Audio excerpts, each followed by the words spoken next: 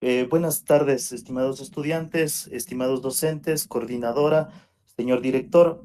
Un saludo muy especial para el economista Patricio Rojas, quien nos va a ayudar en esta brillante conferencia sobre el reporte económico del 2020 y las perspectivas para el futuro. Voy a dar un breve resumen sobre el perfil académico y el perfil profesional del economista Patricio Rojas, debido a que su hoja de vida es bastante extensa. Él tiene 30 años de profesor universitario, ha trabajado en la CFN como asesor empresarial, ha trabajado en el Banco del Estado como gerente de operaciones, ha trabajado en Holding Ting como gerente de operaciones, ha trabajado en el grupo El Juri como gerente financiero y ha trabajado en Ecuafit como gerente general. Entre sus logros académicos, el economista es ingeniero industrial, tiene un MBA en procesos industriales, tiene un MBA en administración, tiene posgrados en calidad, en planificación estratégica y en cuadro de mando integral. Con este breve resumen de su hoja de vida, le cedo la palabra al economista Patricio Rojas. Bien, buenas tardes con todos. Como siempre les he dicho, para mí es una inmensa satisfacción el poder dirigirme a la ESP como tal, a la institución, y dentro de ella a sus autoridades, a sus docentes y a sus estudiantes. 20 años fui profesor en la ESP y eso me llena de emoción. Tengo mucho cariño y respeto para esta institución. Para mí lo que me piden es algo muy grato, poder participarles mis pensamientos, mis ideas y lo que ustedes conocen. La economía es una ciencia social que está en los periódicos, está en la televisión, está en las redes sociales, está en nuestra vida diaria. Nosotros la palpamos a la economía todos los días. Todos los días estamos haciendo economía y recibiendo efectos de la economía, que es en este caso de la economía ecuatoriana. Para el efecto, yo me voy a valer de un documento que lo escribí la semana pasada para algunos grupos empresariales, para el cierre del año fiscal, en donde hacen las juntas generales de accionistas y en donde se leen estos documentos para los directores de accionistas y tomen medidas, estrategias y tácticas para su gestión empresarial, gerencial en el próximo año fiscal.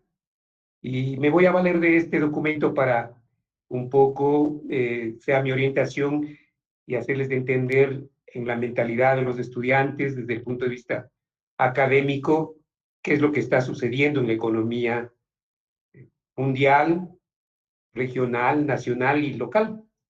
En ese sentido, quería decirles que este año que cierra, 2020, es un año muy especial. No es un año común como los demás años. Sin duda que cada año hay cambios, evoluciones, por efectos de la ciencia, de la tecnología, de la globalización misma de esta materia, en comercialización, en política, en geopolítica, y por esa razón es una ciencia, un arte, la economía muy dinámica. Lo que podemos decir en este momento, mañana es otra cosa. Sin embargo, hay ciertos parámetros en donde nosotros podemos visualizar la economía que se llaman las variables macroeconómicas. Y precisamente no voy a comenzar hablando de economía. Obligatoriamente tengo que comenzar hablando de la sanidad. Ustedes y todo el mundo, a partir del primer trimestre del año 2020, el mundo ha sido azotado por una grave y mortal enfermedad, del virus, del coronavirus o COVID-19. Este virus mortal que apareció en Wuhan, en una provincia de China, realmente casi está acabando con el mundo entero, desde el punto de vista primero sanitario, desde el punto de vista social, desde el punto de vista comercial y consecuentemente económico-político. Ningún país se ha librado de este virus. Este virus no ha respetado estatus de país rico o país pobre. Inclusive los países ricos, esta enfermedad los cogió de una manera desprevenida. Nadie esperaba que suceda esto. Sin embargo, ya en el año 2019 ya se venía esgrimiendo problemas económicos a nivel mundial, especialmente en los países pobres, con indicadores, digamos, trastocados, indicadores económicos que no permitían un desarrollo económico, un crecimiento económico, y en los países incluso desarrollados comenzaron a incrementarse las tasas de desempleo, las tasas de pobreza, los índices de desocupación, etcétera. Es decir, un sinnúmero de fenómenos ya se venía esgrimiendo.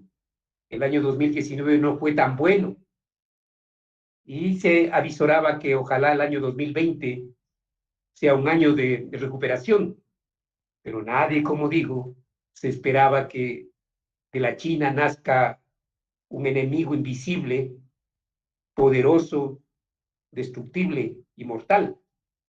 Tal es así que a la fecha se contabilizan 100 millones de contagiados en el mundo. Y de 100 millones de contagiados del mundo, 2 millones han muerto. 2 millones de muertes existen.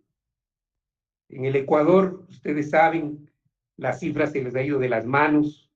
Se habla de 80,000, de 70,000 contagiados y se habla de 15,000 muertos o muertes. Yo diría que a nivel mundial todas estas cifras numéricas y estadísticas de contagios y de muertes, siquiera hay que multiplicar por 2 por ser conservador, porque a todos los países se les fue de las manos el control. Nadie estaba preparado para esto, ni los más grandes hospitales del mundo, como es los Estados Unidos de Norteamérica, países desarrollados como Francia, Alemania, Italia, Australia, no han podido, digamos, defenderse de una manera efectiva, eficaz. Sin embargo, los gobiernos más ricos del mundo, asociados con firmas internacionales farmacéuticas, en un récord, han creado varias vacunas de diferentes procedencias. Al menos se conocen más de unas 10 firmas que están proponiendo o vendiendo o promocionando sus vacunas. Hay un estudio que dice que el mundo tiene 7.5 mil millones de habitantes y que para combatir de una forma efectiva a la pandemia tendrán que vacunarse o inmunizarse a el 70% de esa población. Y para vacunar al 70% de la población mundial se requerirán al menos de 6 a 8 años. ¿Qué quiere decir con esto? Que en lo futuro, de aquí a 6 años, están estudiantes cuando ya sean profesionales, se hayan casado y tengan sus primeros hijitos, recién la pandemia estará erradicándose, según este estudio. Y consecuentemente, todos los negocios, las empresas, los comercios, el marketing, incluyéndola a la política, se verán en tremendos problemas. Entonces, podemos decir que esta situación no ha terminado, sino que comienza con un proceso de vacunación que todavía tampoco se sabe si es lo vital o si es lo eficaz o si es lo que se espera para salir adelante. Esto, como les digo, es una breve introducción que les hago, anotándose que los países más afectados en el mundo son, en su orden, diría yo, Estados Unidos, Brasil, Reino Unido, España, Italia, México, Colombia, Perú, están en situaciones difíciles. Hay confinamientos periódicos en estos países, primero diría por la fuerza del cambio de cepas que tiene este virus, y por otra, la falta de colaboración de las poblaciones.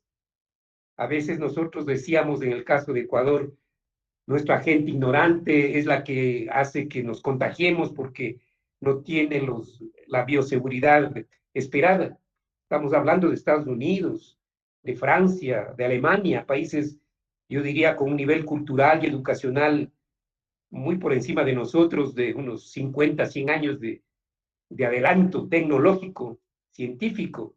Sin embargo, en esas ciudades, en esos países, se está viendo que este virus no tiene perdón, digamos, y justamente porque no nos cuidamos. Entonces, tratemos como un mensaje muy cordial, nosotros, comenzando por la Escuela Politécnica del Ejército, seamos un ejemplo a nivel nacional, a nivel provincial, a nivel cantonal, a nivel familiar, y demostrando que sabemos cuidarnos. Entonces, ese es un mensaje para, de alguna manera, cuidarnos nosotros y cuidar a nuestras familias. Aproximadamente les decía que 250,000 afectados en el Ecuador. Entonces me he permitido tomarme estos 2-3 minutos como introducción antes de hablar de economía por el efecto feroz, mortal que ha tenido la enfermedad, que ha afectado justamente todas las variables macroeconómicas de todos los países del mundo. Nadie está exento de una involución económica, de una involución social. Es decir, hoy se habla no de avances, sino de retrasos. Todos los niveles de crecimiento de Producto Interno Bruto, que ya me voy a referir más adelante, son cifras negativas en la mayor parte de los países. Entonces me voy a adentrar un poco ya a la economía y me voy a referir primero a nuestro país. Nuestro país tiene más o menos un poco más de 17 millones de habitantes.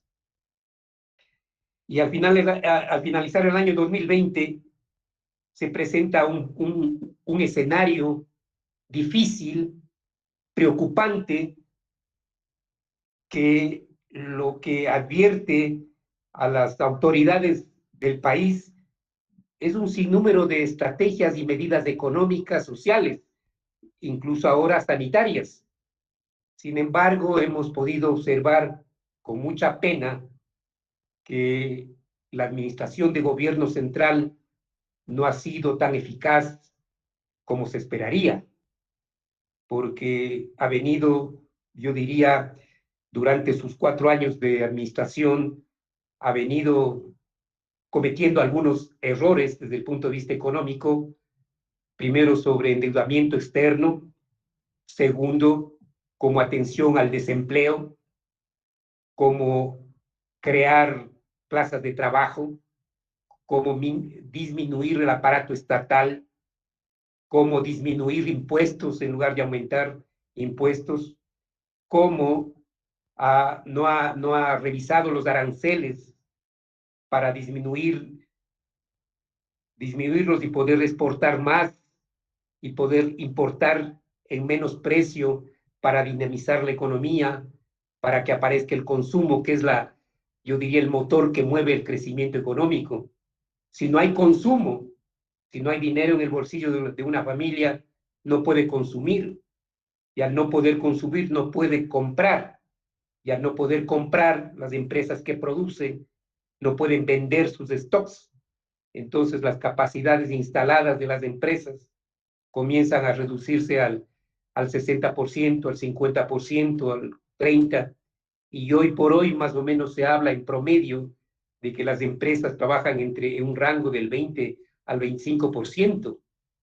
Entonces, esto es bastante grave. Lo mismo sucede en la administración pública, que la gente trabaja ya no las 8 horas, sino las 4 horas. Pero eso, yo diría, como funcionario público que fui, no hay mucha incidencia, porque lo que hace una persona eficiente en el sector público hacen 10, entonces eso hace que no sea tan importante en el sector público el trabajo, el teletrabajo, por ejemplo. Es necesario, aprovechando este comentario, que ya vamos a hablar sobre el gobierno que podría venir en el futuro, no políticamente hablando, sino más desde el punto de vista económico, ciertas perspectivas y estrategias que debe tomar el próximo gobierno, cualesquiera que éste sea. Entonces les digo yo que en el aparato burocrático, dicho sea de paso, conozco por propia fuente personal que hace más o menos 15 años el sector público tenía 350,000 funcionarios públicos. Al término de los 10 años de Correa, ese número era 650,000 funcionarios públicos.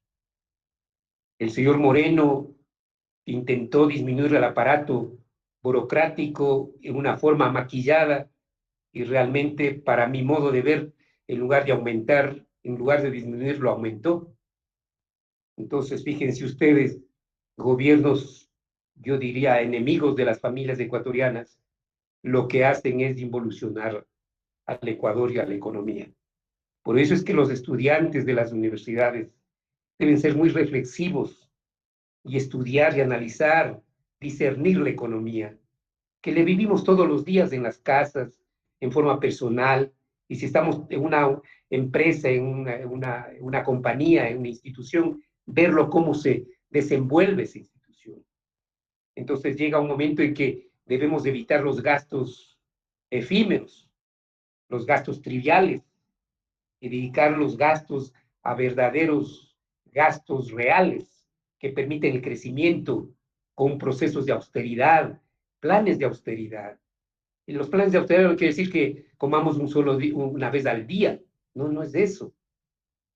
Hay que dar las facilidades, hay que alimentarse las 3 veces al día, sin duda, pero de una manera moderada. Entonces, todo este sentido es una política económica de austeridad. Esto con referencia a la burocracia que lamentablemente se vio en el gobierno. Y hablando de la burocracia, recuerden ustedes, si ustedes me escucharon la conferencia anterior donde se habló de la compra de los bonos global o los globos soberanos que estaban en 1.800 millones de dólares que el gobierno compró en forma, que les diría, anticipada, unos bonos que estaban al 30% de su valor nominal, o sea, tenía un castigo del 70%, una advertencia del gobierno hizo que se compren los bonos al 100%, perjudicando al país siquiera en 1.000 millones de dólares, y perjudicando al país 1.000 millones de dólares de un momento de la epidemia, que esos 1.000 millones servían para salvar vidas, y la administración, el gobierno, el ministro de Finanzas, pagó esos bonos.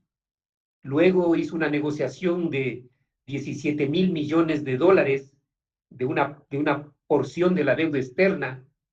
Asimismo, era una deuda que se va a pagar, se debía diferir la deuda, pero lamentablemente hizo una mala negociación el Ministerio de Finanzas, y hablando de la deuda externa, yo les decía que se hizo una mala renegociación de 17,800 millones de dólares, siendo la deuda externa alrededor de 67,000 millones de dólares. Ya van a ver cómo se compone esa inmensa deuda externa que tiene el Ecuador, casi impagable. La deuda externa del Ecuador casi impagable. El año 2021 y 2022 tiene que pagar 8,000 millones de dólares anuales en concepto de pago de deuda. Si ustedes multiplican 8,000 millones por los 4 años que va a gastar, son 32,000 millones de dólares que el gobierno debería pagar por concepto de deuda externa. Imposible pagar como está en este momento. Este instante es imposible pagar. Sin duda, toda deuda hay que pagarla, pero primero para pagarla hay que crear un crecimiento económico, hay que generar riqueza. Asimismo, se ha hablado de que todo esto puede afectar la desdolarización, el modelo de dolarización en nuestra economía. Es importante decirles que la dolarización, y me voy a invocar a Dios, gracias a Dios, la dolarización no está afectada, simplemente porque en el circulante, en el bolsillo de cada uno de ustedes, en los depósitos bancarios, en las cooperativas, en las diferentes instituciones financieras, existe una bola económica, una bola de dinero que suma 67.000 millones de dólares. Ahí está sustentada la dolarización. Sin duda que en un momento determinado el modelo de dolarización puede ser afectado el momento en que, por mala suerte, un gobierno comience a cambiar los dólares por moneda electrónica o por bonos. Entonces, en ese momento puede ocurrir una fuga de capitales. Es decir, todas las personas que tenemos ahorros en los bancos, sacamos los dineros de los bancos, mantenemos en sus casas o mandamos al exterior pagando el impuesto de salida de capitales del 5%, y se queda la economía sin recursos. O sea, no habría el M2 que se llama en la generación de dinero, es decir, el circulante, en la compra, paga, deuda, cobro, pago un horario, pago un servicio, y ese dinero es justamente el efecto del consumo que hace que crezca la economía. Si eso se va perdiendo, sin duda se va a perder la dolarización. O sea, no es que la dolarización no solo vamos a dejar, sino que la dolarización se va a ir, porque la dolarización es con dólares. El Ecuador no puede emitir dólares, no emite dólares, porque no es su moneda. Entonces nosotros tenemos que crear los dólares. ¿Cómo se crean los dólares de una economía? El primer movimiento es que yo preste servicios a una entidad pública o privada, reciba dólares, pague arriendos, pague escuelas, pague aranceles, consume todos los días en el mercado, en la tienda, y eso es lo primero. El segundo, préstamos y créditos de los bancos. Que usted quiere un vehículo, va, solicita un préstamo en un banco, compra el vehículo, entonces la compra de ese vehículo, la matrícula del vehículo, la compra de llantas del vehículo, etc., eso produce y genera riqueza. El otro, viendo que la economía funciona, el empresario invierte, el emprendedor hace su empresa, su emprendimiento, y coge sus ahorritos y le pone al mercado, al servicio del mercado, de la economía. El otro, viendo que es un país que está moviéndose, viene el inversionista externo e invierte, siempre que haya seguridad jurídica para poder cuidar sus recursos. Entonces, todos estos movimientos de sacar el dinero y ponerlo en el bolsillo y luego sacarlo del bolsillo y ponerlo en el otro, eso es la generación de circulante, y eso permite que la dolarización se mantenga. Por eso les digo, ese movimiento que yo de alguna manera lo he narrado suma 67.000 millones de dólares en el mercado. ¿Esto de quién es la plata? Es la plata de las familias, es la plata de ustedes, mía y de todas las familias. Es la sumatoria de todos. Sumado estas cosas más otros servicios, se conoce como el Producto Interno Bruto. ¿Qué es el Producto Interno Bruto? El Producto Interno Bruto es la sumatoria de bienes y servicios y dinero que hay en el mercado. Entonces, a más de estos dineros que he hablado, y más la inversión pública, porque lo que estábamos hablando antes es la inversión privada.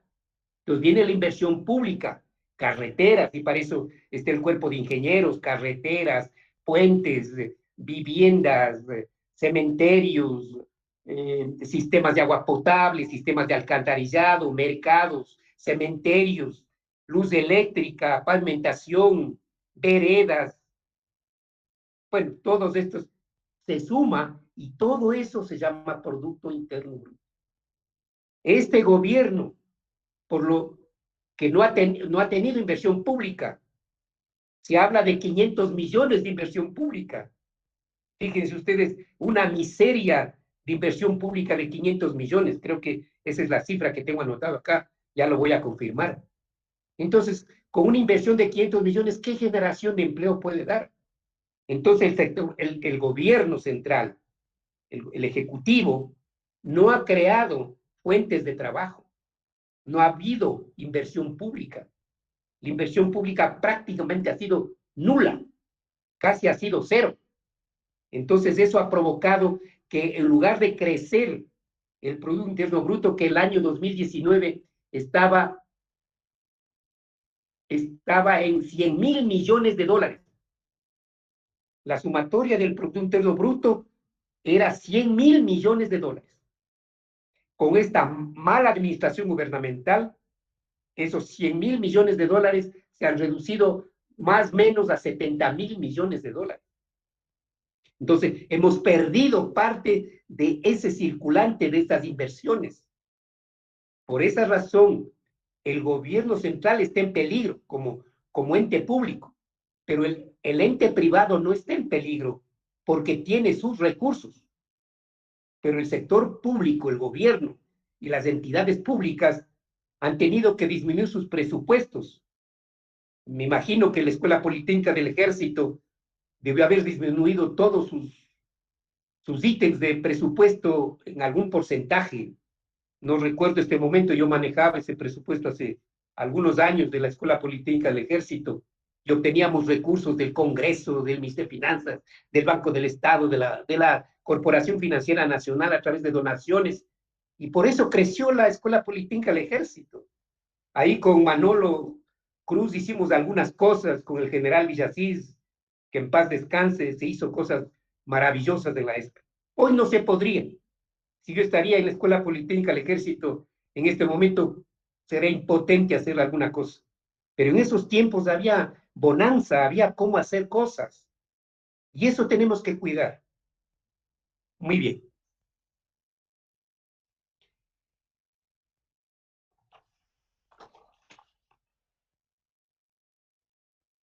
Entonces, como les digo, esta inoperancia del gobierno central ha hecho que la economía del Ecuador entre en procesos recesivos, lo que denomina la ciencia la recesión económica.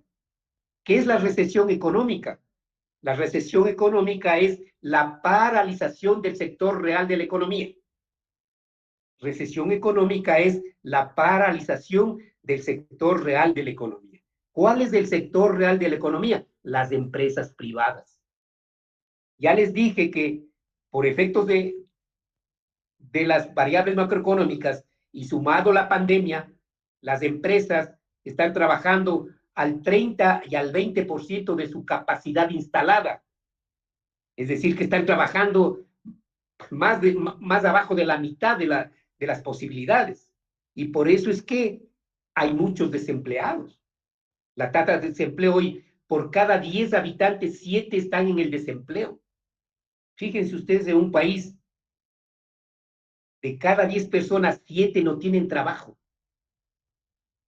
Y de esas 7, 3 o 4 están en el subempleo. ¿Cuál es el subempleo? Limpiando carros, vendiendo caramelos, limpiando casas. Es decir, nada estable. No pagan seguro, no les pagan el seguro. O sea, están desamparados. Y ese es el desempleo. Se calcula que durante la pandemia se han perdido 700.000 plazas de trabajo. ¿Se pueden imaginar 700 familias donde el padre de familia no tiene trabajo? Y se habla de que tan grave es la pobreza que hay familias que viven con 1.5 dólares día. 1.5 dólares día. Ya les voy a dar unas cifras más adelante. Pero no nos asustemos. Las familias venezolanas modestas viven con 3 dólares mensuales, cambiando a su moneda en canastas. Entonces, fíjense ustedes, gobiernos similares como el Ecuador, como Venezuela, vivimos en estas circunstancias. Todavía nosotros no nos hemos ido al fondo, pero estamos a punto de irnos.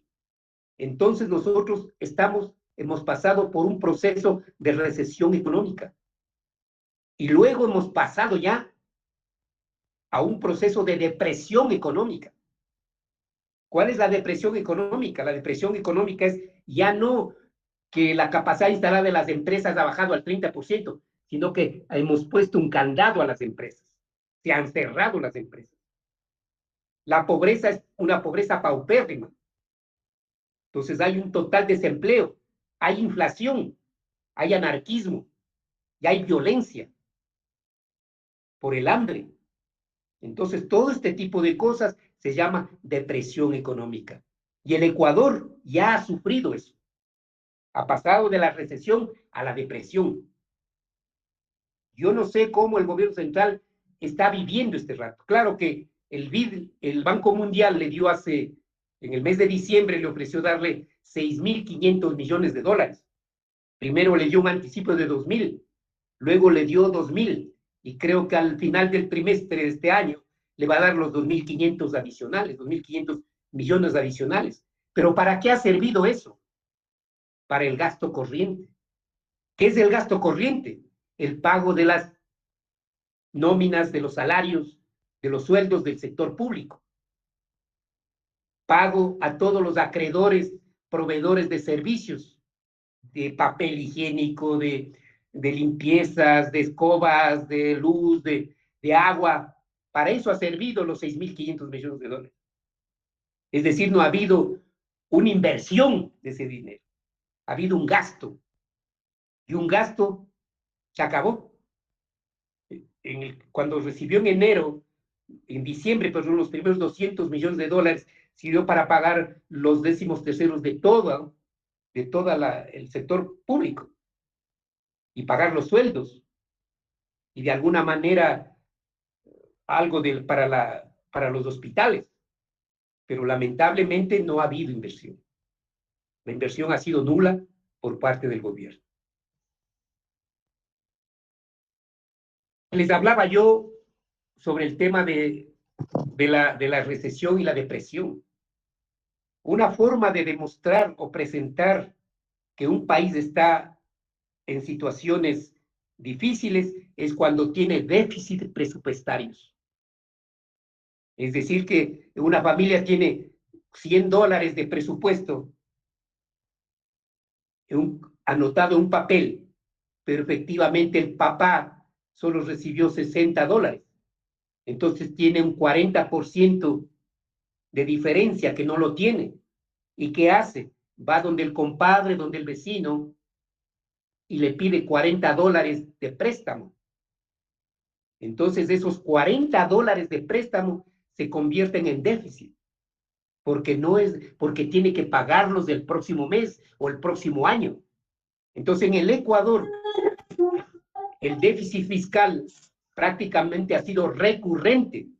¿Qué quiere decir un déficit fiscal recurrente? Que cada año ha habido déficit entre 5 y 10 mil millones de dólares. Entre 5 y 10 mil millones de dólares. Es decir, si usted como familia en su presupuesto tenía para comprar una televisión LG o Samsung de plasma, pues, pero no lo compró, pues. Entonces, asimismo, el gobierno quería hacer carreteras, quería hacer hospitales, pero no tiene el dinero. Entonces, esos déficits han sido recurrentes. Entonces, es importante que un nuevo gobierno, cualquiera que sea comience de un presupuesto base cero. Es decir, que no aparezca con el arrastre del déficit del año pasado, sino que un poco ponga en cero y haga un presupuesto real. Pero eso vamos a ver cómo se puede ayudar a un gobierno para que haga las cosas de forma técnica, en forma científica, en forma honesta, además. Porque fíjense ustedes que no me he referido en ningún momento a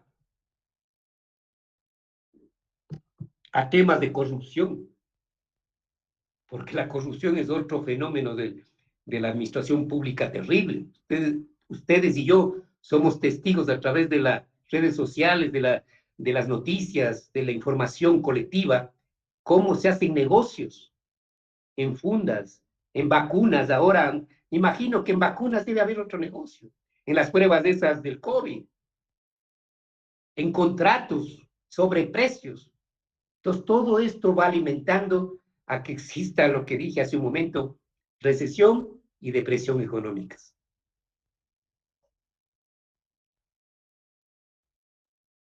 El Ecuador suma a este momento una deuda externa de 76.7 mil millones de dólares. 76.7 miles de millones de dólares. Yo les decía alrededor, al comienzo, 80.000 millones. Son 76.000 millones. Estos datos son del Banco Central, son datos oficiales. ¿Y cómo se descompone esa deuda? Esa deuda se descompone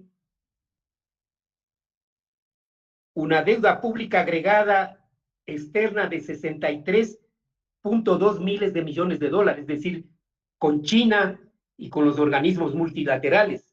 Y la diferencia es con el Seguro Social.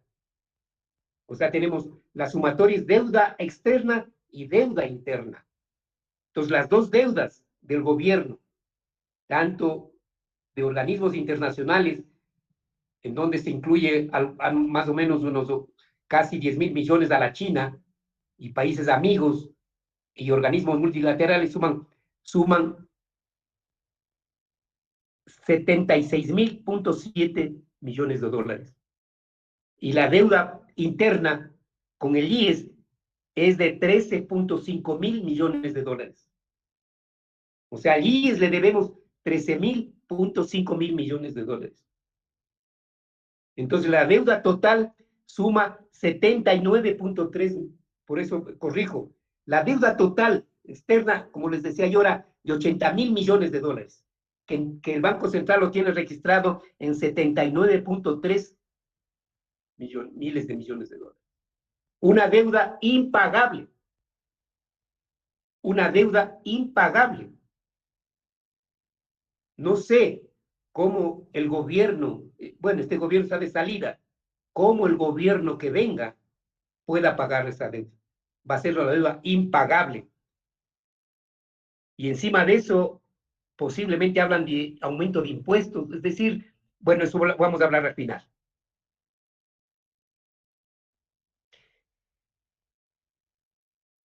Antes de que el señor Correa asuma el poder en el año 2007, la deuda externa era de 10.000 millones de dólares nomás. 10.000 millones. Hoy son casi 80.000 millones. Se ha multiplicado por 8. Solo en el gobierno del señor Rafael Correa, la deuda fue de 35.000 millones adicionales. Y la deuda del señor Moreno es de 25.000 millones de dólares. Es decir, solo los dos se han endeudado en 60.000 millones de dólares. Y la pregunta que hizo alguna vez algún diputado, ¿dónde está la plata?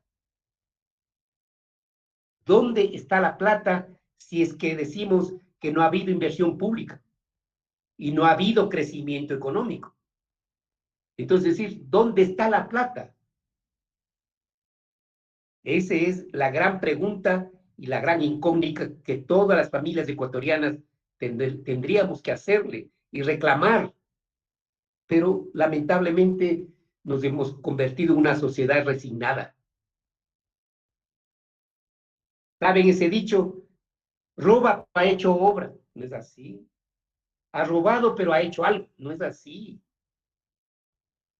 No, el hacer algo es, por eso subió al poder, por eso asumió una autoridad, una dirección, un rectorado, una gerencia, una presidencia. No, no le nombran para que entre a robar, pues. Le nombran para que entre a crear, para generar riqueza, para crear mejores servicios, pero no para robar. Pero lamentablemente somos tan resignados que decimos, ha robado, pero ha hecho algo. A esos niveles hemos llegado, de una resignación, de una pasividad, matan a la gente y bien matan. Es decir, lamentablemente, nuestra sociedad está amordazada. No sé cuándo nos quitemos la mordaza. No sé si la generación de ustedes, queridos alumnos de la Escuela Politécnica, sean esa generación que levante la voz, porque les digo con pena, mi generación fue amordazada. Y con la pandemia no podemos ni salir, porque si salimos nos contagiamos y nos morimos. Porque supuestamente somos vulnerables. Pero en las manos de ustedes está el porvenir. Y la forma, una de las formas es saber elegir a un buen dignatario, a un buen presidente, a un líder de verdad, honesto, valiente, estadista, que trabaje con el ejemplo. Ustedes, en las manos de ustedes está. Y vamos a hablar al final sobre las dos alternativas que pueden quedar al final en estas horas delicadas que tenemos como ecuatorianos que somos. Ayer cumplimos con el civismo de votar y vemos los resultados que vamos a ver al final como cierre de esta charla. ¿Qué es lo que podemos hacer? Pero no quiero dejar pasar el hecho de legar a ustedes, los estudiantes del Ecuador, que ustedes los representan, meditar bien en el futuro del país. Porque nosotros también estamos de salida ayer. Pero los que tienen que pagar los platos rotos son ustedes. Esa factura es la que les dejamos nosotros.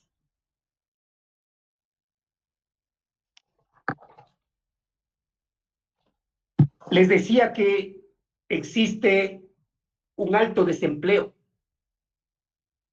Les decía que últimamente, en estos meses de la pandemia, en estos 10 meses, 11 meses de la pandemia, desde marzo a esta fecha más o menos del año pasado y del presente año, han habido 700,000 personas que se quedaron sin trabajo, más las otras que se venían arrastrando y que suman alrededor de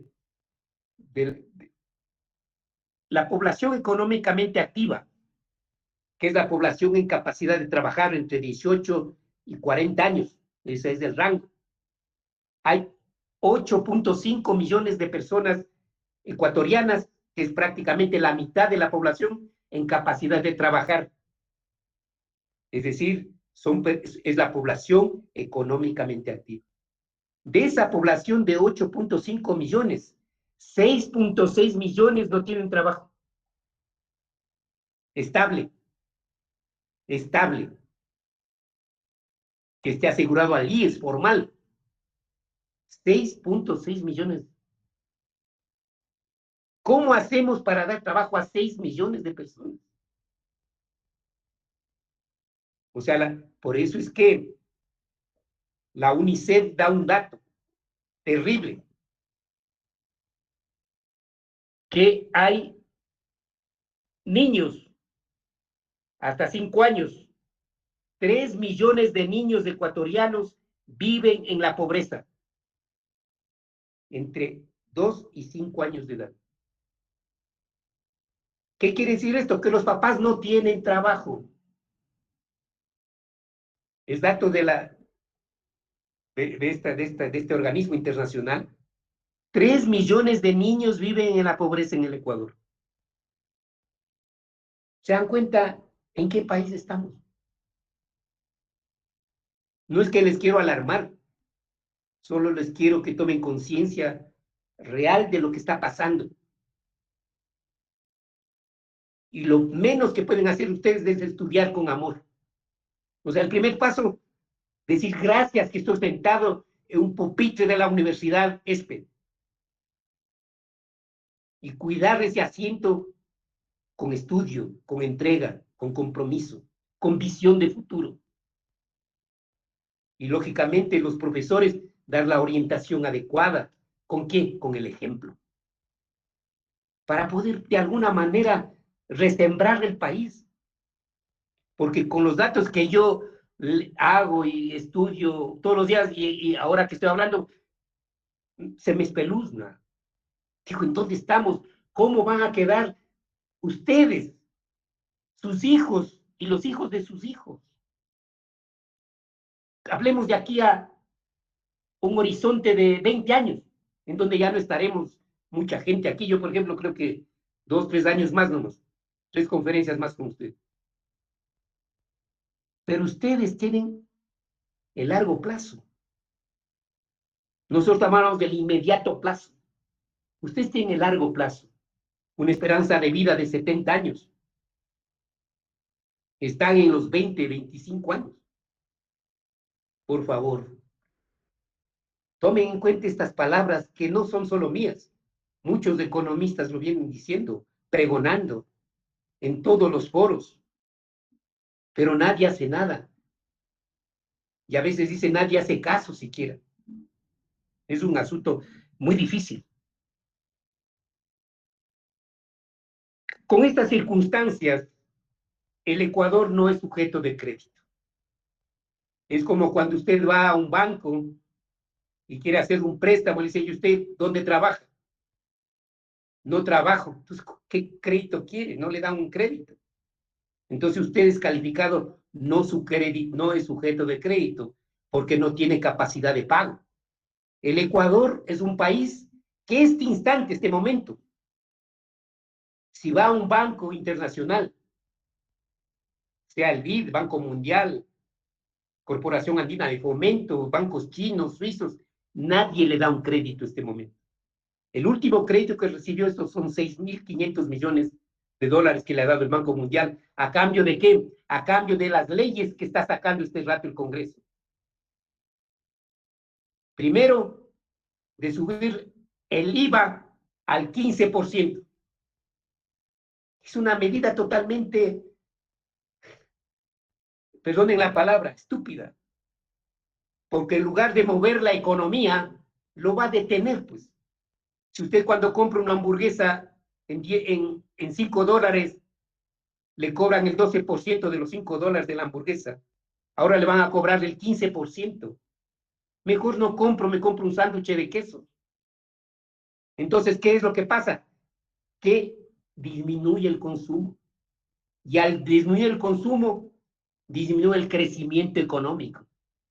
¿Y por qué estoy repitiendo yo estas dos palabras, queridos amigos? Y que les quede aquí en la mente. Si no hay consumo, no hay crecimiento económico. Esa debería ser la charla de hoy. Solo es, si no hay consumo, no hay crecimiento económico.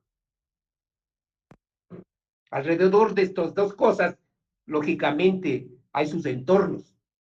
Inversión, empresa, emprendimiento, capacitación, marketing, ventas, qué sé yo. Pero así de simple. No hay consumo, no hay crecimiento económico. ¿Y por qué no hay consumo? Porque no hay trabajo, no hay ingresos. ¿Y por qué no hay crecimiento económico? Porque las empresas han cerrado las puertas. Entonces, fíjense ustedes lo fácil que es la economía, una especie. No consumo, no crecimiento económico.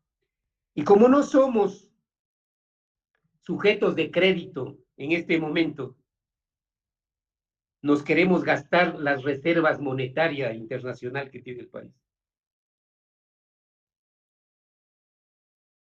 Este rato, la reserva monetaria cuenta con 7.2 miles de millones de dólares. 7.000 millones de dólares. Es la Reserva Monetaria Internacional. ¿Pero de quién es esos 7.2 miles de millones de dólares? Es del encaje bancario, o sea, de lo que depositamos, un porcentaje se va a la Reserva Monetaria, y otra parte son recursos de los municipios, de las prefecturas y otros organismos.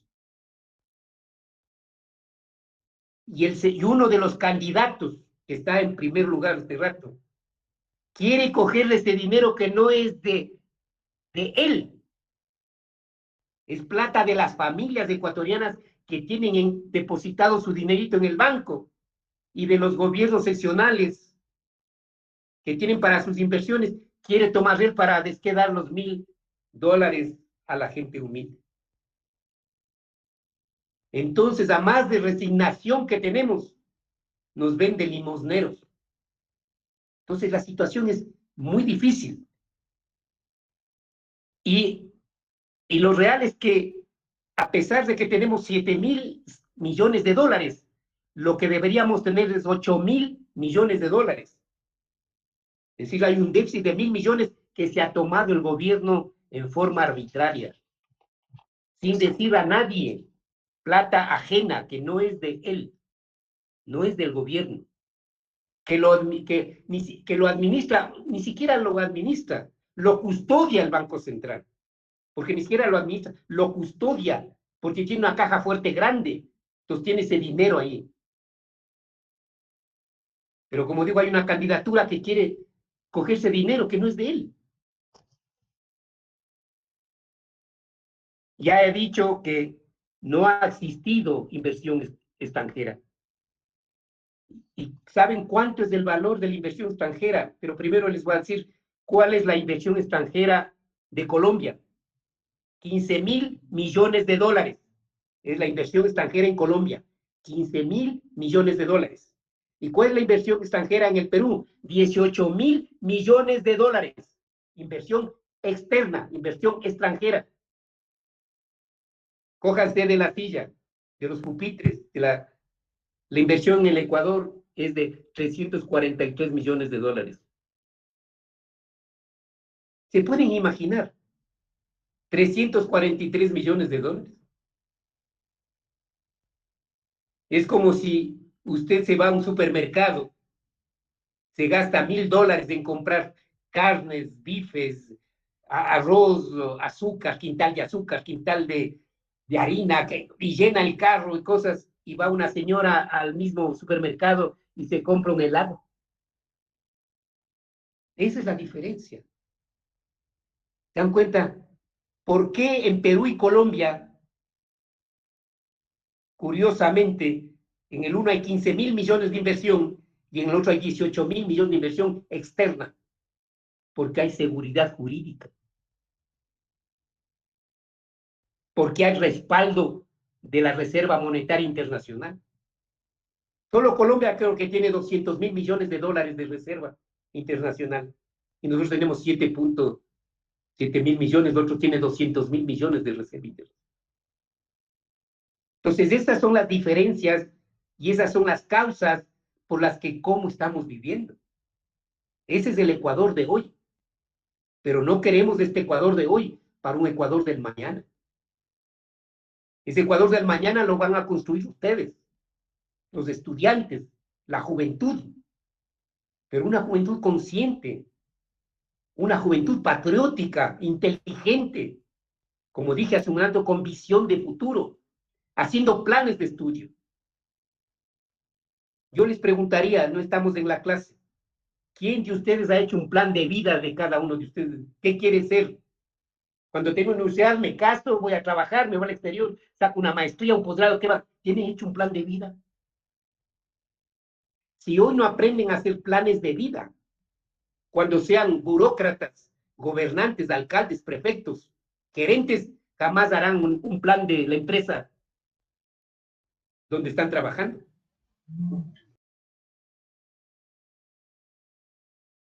Hay que hacer los planes de vida, plan de vida personal, para después hacer planes del gobierno, planes de la empresa, planes del negocio.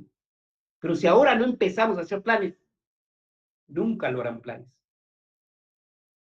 Esos son los datos.